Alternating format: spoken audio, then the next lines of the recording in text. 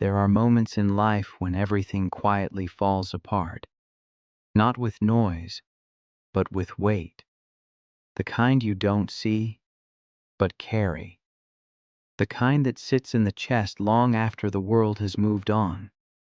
This is a story about that weight, and about what happens when a person finally learns to set it down. In a weathered coastal town where the sea never stopped speaking, there lived a man named Jonah Hale. He was known as a sailor, but what defined him was not the miles he had crossed. It was the moment he never escaped. A single failure that rewrote his sense of purpose, strength, and self-worth. This story isn't about the ocean. It's about regret, letting go, and the quiet courage it takes to begin again. Because healing doesn't arrive when we fight the past. It begins when we stop holding it. Jonah Hale woke before the sun, not because he needed to, but because sleep no longer trusted him. The room was quiet in the way only coastal mornings are, not silent, just patient. The faint sound of water pressing against the shore slipped through the open window, as if the sea itself was breathing nearby. Jonah lay still for a moment, staring at the ceiling, feeling the familiar weight settle into his chest. It was there every morning, unannounced, unavoidable. He rose with discipline, the kind learned through repetition rather than motivation. Bed made tight, clothes folded the night before, coffee brewed the same way every day without deviation. His life had become precise, controlled, predictable, and empty. The town knew Jonah as reliable, quiet, strong in the way that didn't ask for attention. He worked near the docks, repairing boats that no longer belonged to him. People nodded when they passed him. Some respected him. Some pitied him. No one asked questions anymore, because Jonah never offered answers. Once the sea had been his language. He had known its moods, its warnings, its promises. Once he believed discipline and devotion were enough, that if you showed up every day, if you stayed loyal to the work, life would eventually reward you with meaning. That belief still lived inside him, but it was fractured now, bent around a single memory he refused to name. Jonah walked the same path each morning, past weathered houses and old ropes coiled like sleeping animals. The harbor opened slowly before him, gray-blue and endless. Boats moved in and out, captained by men younger than he was now, men who still believed time was generous. He never watched them leave. Instead, Jonah stood near the edge, hands in his pockets, shoulders steady, eyes distant. From the outside, he looked calm, grounded, whole. Inside, he was still standing in the past. There was a moment, years ago, when everything had asked something of him. Courage, letting go, choice. And Jonah had hesitated. Not loudly, not dramatically, just long enough. That hesitation had cost him more than he could explain. Since then, he had stayed behind. Not just from the sea, but from joy, from risk, from himself. He told himself it was responsibility, that staying small was maturity, that holding on to regret was a form of honor. But regret is not loyalty, and punishment is not purpose. Jonah didn't know that yet. He believed strength meant carrying the weight without complaint. He believed healing would come someday, on its own, if he proved he deserved it. So he waited, and worked, and endured. Days passed, seasons changed, the sea remained, and somewhere beneath Jonah's discipline, beneath the silence, beneath the control, there was a quiet truth forming.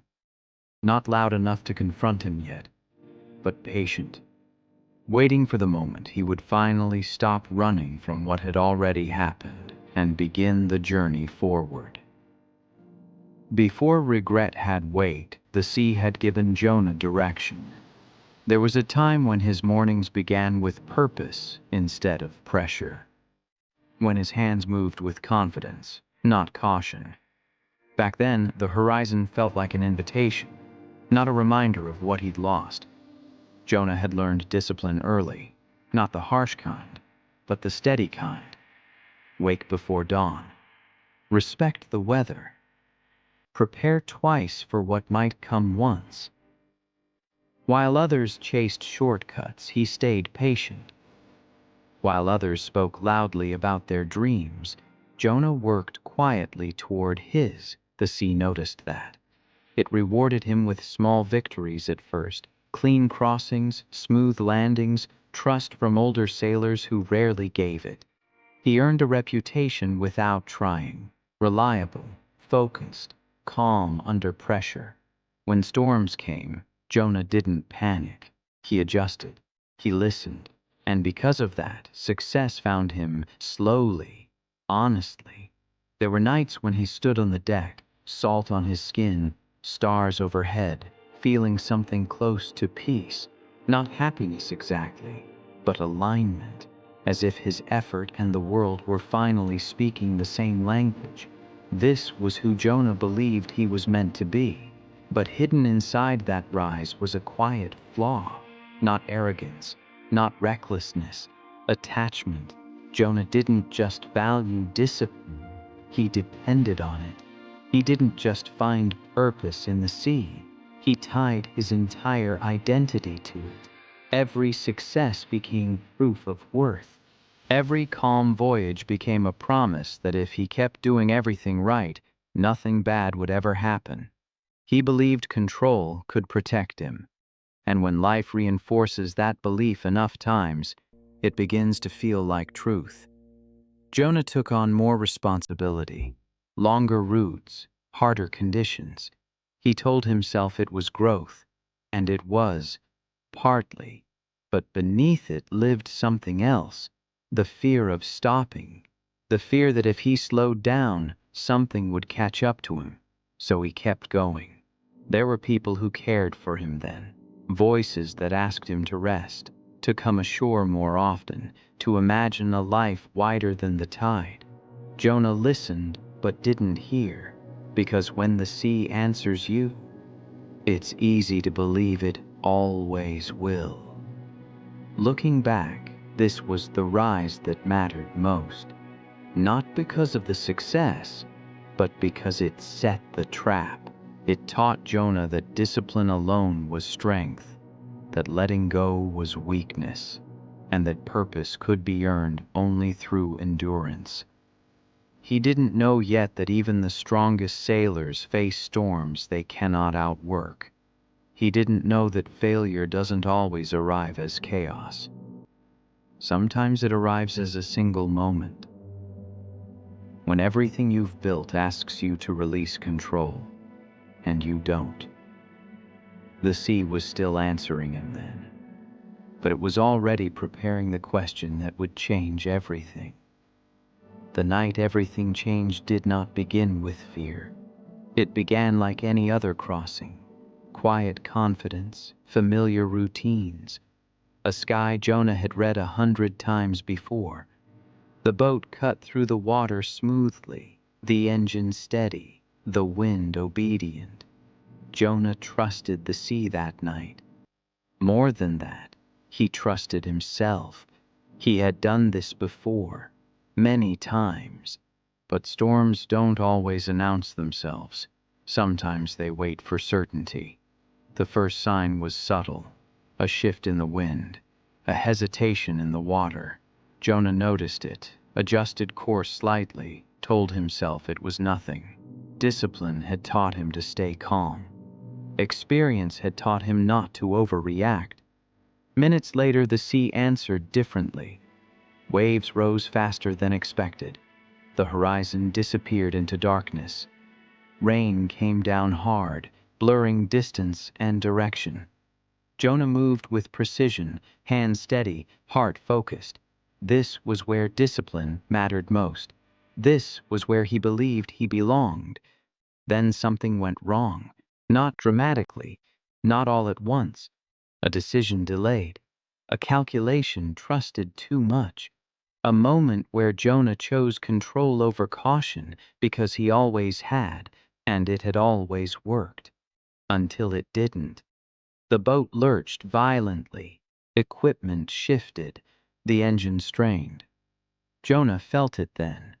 That tightening in the chest that no amount of preparation can erase. He fought to regain stability, to correct the course, to prove that effort could still overpower circumstance. But the sea does not negotiate. In the chaos that followed, time fractured, sounds blurred, movements became instinct. Jonah did everything he knew how to do, everything he had trained for, everything discipline had promised him would be enough. It wasn't. By the time the storm passed, something essential was gone. The boat survived. Jonah survived. But survival is not the same as being whole. When dawn arrived, pale and indifferent, Jonah sat in silence, staring at the wreckage left behind, not just around him, but inside him. What he lost that night cannot be measured cleanly. It wasn't only material. It wasn't only a person, or a role, or a future. It was certainty. The belief that doing everything right guaranteed safety. The belief that strength could prevent loss. The belief that discipline alone could hold life together. Jonah returned to shore changed, though no one noticed at first. He spoke less, slept less, smiled only when required. The town welcomed him back with relief, but Jonah felt none. Because while everyone else saw survival, Jonah saw failure. And failure, when it's not faced, does something dangerous. It becomes identity. That night did not break Jonah loudly. It didn't destroy him in a way others could see. It sank into him slowly, settled deep, and stayed. Jonah never told the story the way it happened. When people asked, he simplified it. Weather turned. Bad luck. Wrong timing. He kept the words practical, clean, distant. He spoke as if the night belonged to the sea. Not to him, but alone, the truth replayed itself with cruel precision. Every detail, every choice, every second where he might have acted differently. Jonah carried those moments the way some people carry photographs, taking them out in silence, studying them in the dark, putting them away carefully so no one else could see. He believed remembering was necessary, that forgetting would mean betrayal, that letting go would mean disrespect to what was lost. So he held on. His days became narrower. He avoided long conversations.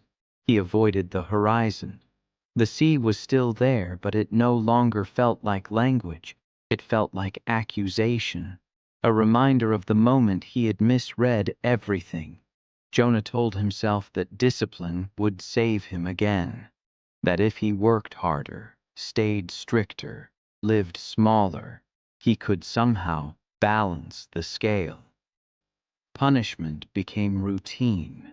Early mornings, long hours, no rest that wasn't earned through exhaustion. He mistook suffering for accountability. At night, sleep came in fragments. When it did, it dragged the past with it. He woke with clenched fists, jaw tight, heart racing. Not from fear of the storm, but from fear of forgetting the lesson he believed the pain was teaching him. People noticed the change. Some tried to reach him. "You can't carry this forever," they said. Jonah nodded, but he didn't hear them. Because in his mind, carrying it was the point. If he put it down, even for a moment, what would that say about the weight of what he lost? Regret became his anchor. It kept him from drifting forward. It kept him from risking joy. It kept him close to the past, where everything still felt real, even if it hurt. The more time passed, the more Jonah confused memory with meaning. He believed that staying in pain honored the past, that healing would erase responsibility, that peace would somehow make him careless again. So he stayed vigilant, rigid, unforgiving, and slowly, quietly, the world continued without him. Boats came and went, seasons changed, new sailors learned the tides. Jonah repaired vessels, gave advice, fixed what others broke, never noticing that he refused to repair himself, because holding the wreckage felt safer than facing the open water again. But there is a truth Jonah had not yet learned. Clinging to what broke you does not keep it alive.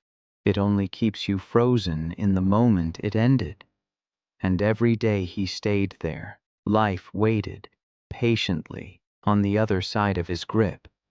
There comes a point when pain grows tired of screaming. For Jonah, that point arrived without ceremony. No breakdown, no tears, just a long stretch of silence where even regret seemed to lose its sharp edges. The days blurred together, not because they were busy, but because they were empty. He still woke early, still worked hard, still followed his routines with careful precision. From the outside, nothing looked wrong. Discipline remained intact, but inside, something had gone missing. The ache that once drove him had dulled into numbness. Joy no longer felt forbidden, it felt irrelevant. The sea could rage or rest, it no longer stirred anything in him. Jonah had reached a place beyond grief, where even sadness requires more energy than the heart can give. This was the quietest point of his soul. He stopped expecting anything from the future. Hope felt like a language he once knew but no longer spoke. Plans dissolved. Curiosity faded. Life became something to endure, not explore. And in that stillness, Jonah began to disappear from himself. He spent more time alone than necessary. Meals were simple, forgettable. Evenings passed without markers. He would sit near the shore sometimes, watching the water move without meaning, as if it belonged to someone else's life. There were moments, small, unsettling ones, when he wondered if this was all there would ever be. Not pain, not healing, just existing. A body moving through time without purpose or resistance. Strangely, that thought didn't frighten it. It felt honest. When people reached out now, Jonah found no energy to explain.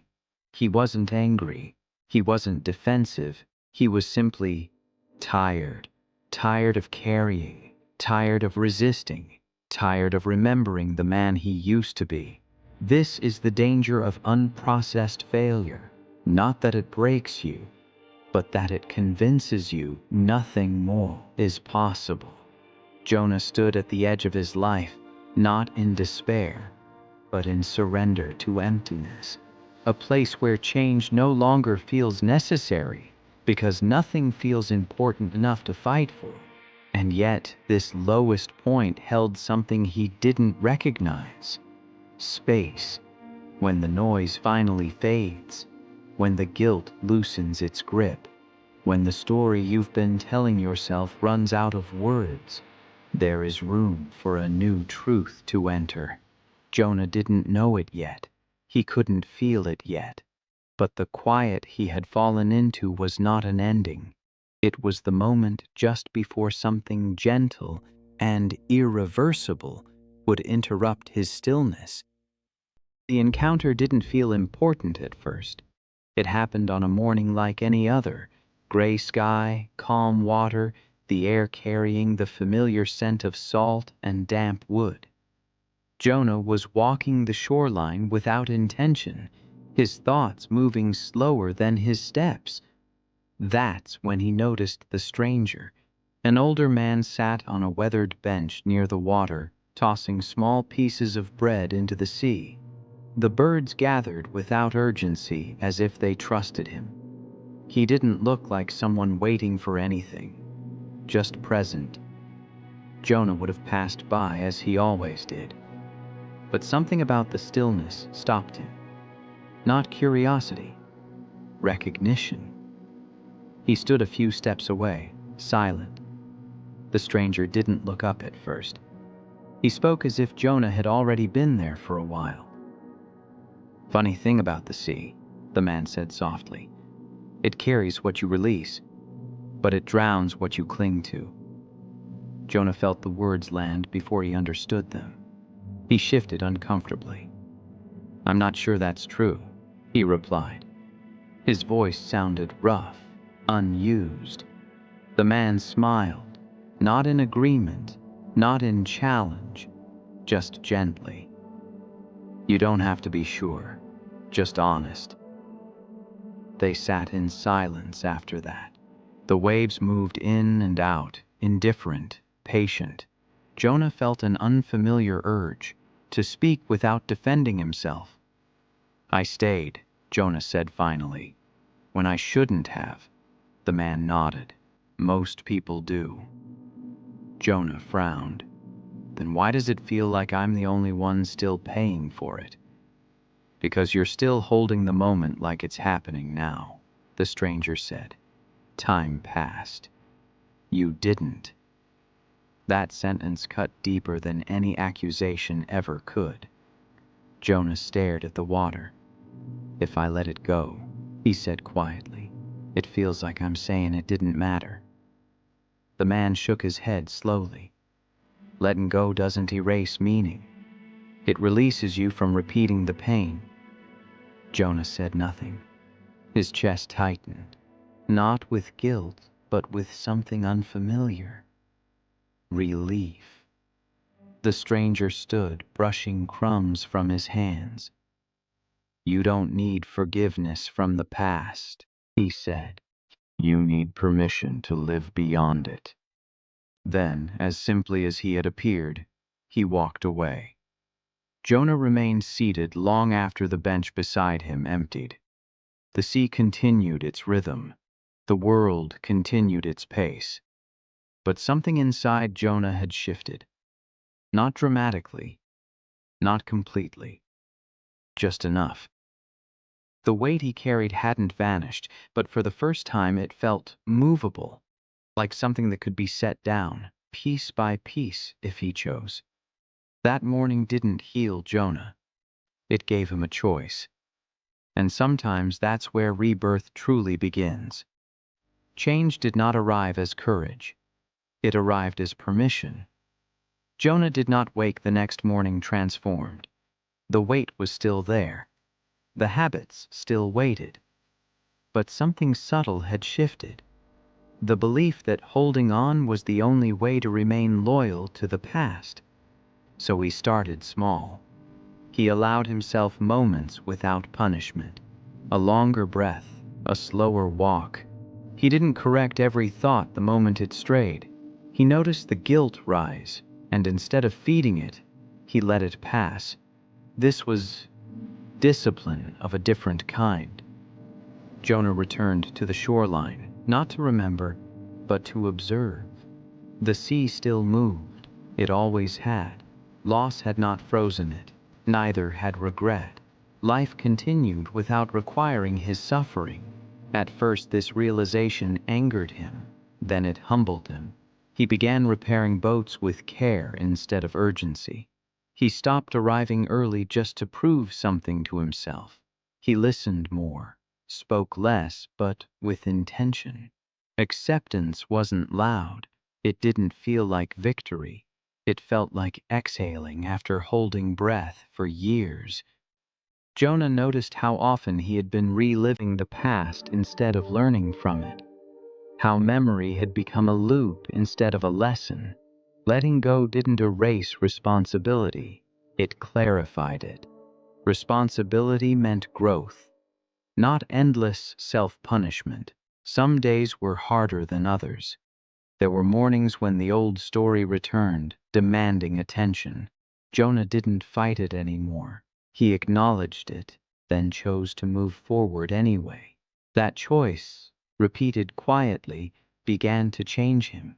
He allowed joy in small forms, warm meals, conversation without retreat, moments of calm that no longer felt undeserved.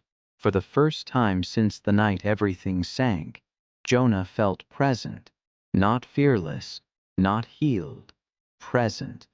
And presence, he learned, is where healing starts. The discipline that once kept him trapped now became the tool that set him free.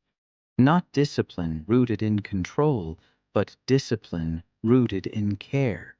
Care for his body, his mind, his remaining time. Jonah did not forgive himself all at once. He practiced. And with practice came steadiness. With steadiness came strength. Not the kind that resists pain, but the kind that allows it without letting it define you. The past still existed. It always would. But it no longer decided the direction of his life. Healing is not a straight line. Jonah learned that on a day when nothing went wrong and everything felt heavy again. The morning began calmly. The sea was gentle, the air clear.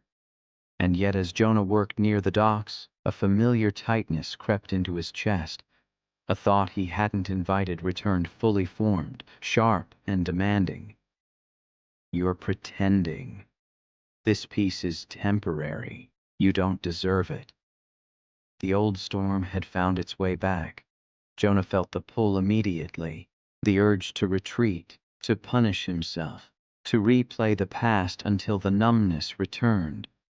This was familiar territory, safe in its own way.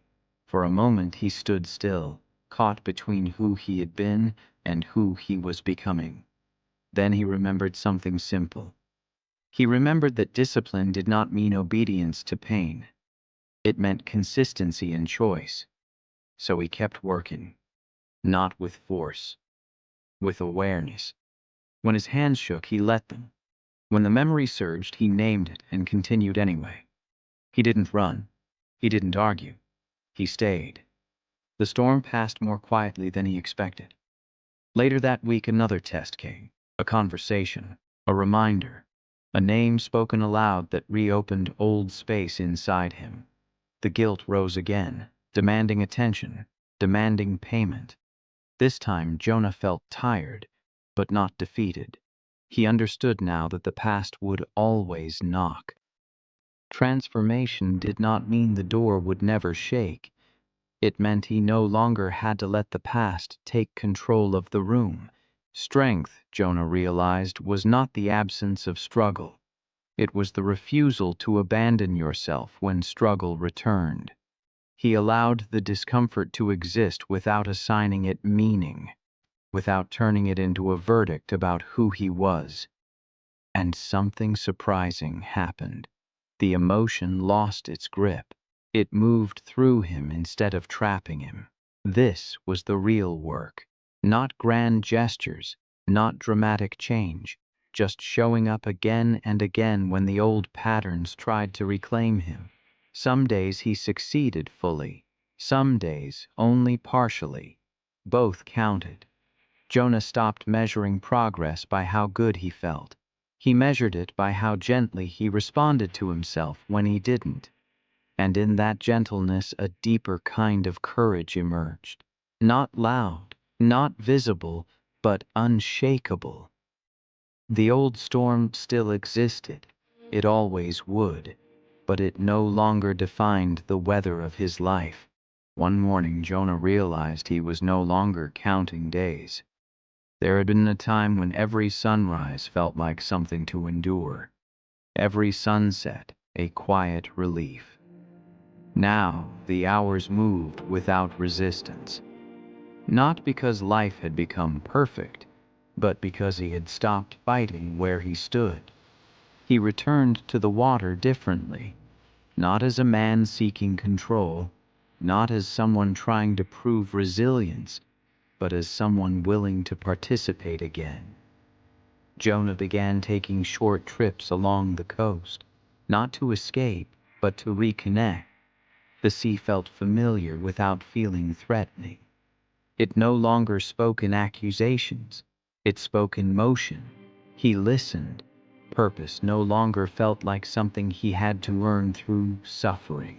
It revealed itself through presence, through care, through the simple act of being useful without self-erasure. He mentored younger sailors, not with authority, but with honesty. He shared what discipline could do and what it could not protect you from. He didn't offer guarantees. He offered perspective, and that was enough. Peace arrived quietly. It didn't announce itself. It showed up in moments Jonah used to overlook: steady hands, clear breath, laughter that didn't feel borrowed. The horizon still stretched endlessly ahead, but it no longer demanded anything from him. Jonah understood now that purpose isn't always found in pushing forward. Sometimes it's found in standing still long enough to recognize you've already survived. He had not become fearless. He had become grounded. And grounding changed everything. The man who once stayed behind had learned how to move again. Not away from the past, but beyond it. The sea remained a part of his life, but no longer its ruler. He lived forward now, with humility, with intention, with peace that did not depend on control. The horizon hadn't changed. He had. If you're listening to this, there is a chance you are carrying something too. Not loudly, not dramatically, quietly, every day. Maybe it's a failure you replay in your head, a moment you wish you could return to and fix, a version of yourself you believe you abandoned. Here is what Jonah's journey offers, not as instruction, but as truth. Failure is not the end of your story unless you build your home inside it. Discipline is powerful, but without compassion it becomes a cage.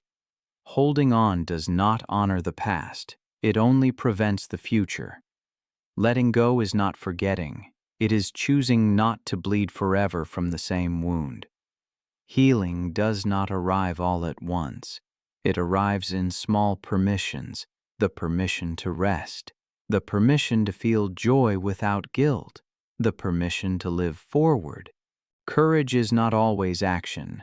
Sometimes courage is staying present when the old pain returns and choosing not to punish yourself for being human. Your purpose is not erased by one moment. It adapts, it waits, it reshapes itself around who you become after the fall. Rebirth does not mean becoming someone new. It means returning to yourself without the weight you were never meant to carry forever. And peace, real peace, is not found in control. It is found in acceptance. If this story resonated with you, take a moment to sit with it. Share it with someone who might be carrying unseen weight. And if you want more stories like this, stories about healing, strength, failure, and rebirth, stay connected. Because your journey is not over, and the horizon ahead of you is still wide open. Like, share, subscribe.